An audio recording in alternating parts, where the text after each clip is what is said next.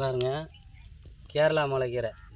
இது சிகப்பு முளைக்கீரை, சூப்பராக இருக்கும். சிவப்பு முளைக்கீரை இது கூட்டு பண்ணி சாப்பிடலாம், பொரியல் பண்ணி சாப்பிட்லாம். அதே மாதிரி பருப்பு போட்டு கடையலாம். எல்லாமே சூப்பராக இருக்கும். இது அதுவும் இல்லாமல் இது கேரளா, ஒரிஜினல் கேரளா.